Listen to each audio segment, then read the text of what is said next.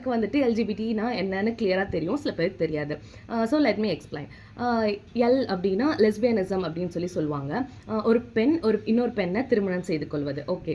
G அப்படின்னா கேசம், அது வந்து ஒரு ஆண் இன்னொரு ஆணை திருமணம் செய்து கொள்வது.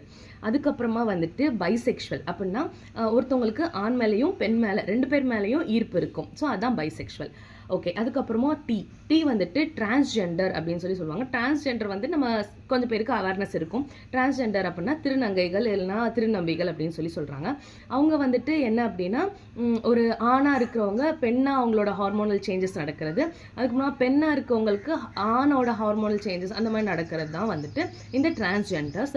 இந்த எல்ஜிபிடி பக்கத்தில் எப்போவுமே ஒரு ப்ளஸ் போடுவாங்க. அந்த ப்ளஸ் என்ன அப்படின்னா இந்த மாதிரி ஆண் இல்லாமல் பெண் இல்லாமல் எந்த மாதிரியான ஜெண்டர்ஸ் வந்தாலுமே இந்த எல்ஜிபிடி கம்யூனிட்டிக்குள்ளே சேர்த்துப்பாங்க. ஓகே.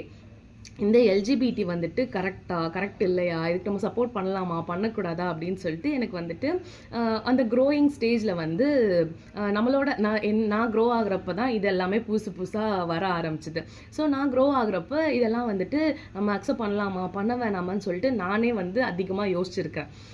ஸோ வந்து நான் கொஞ்சம் வளர I thought and I came with an ideology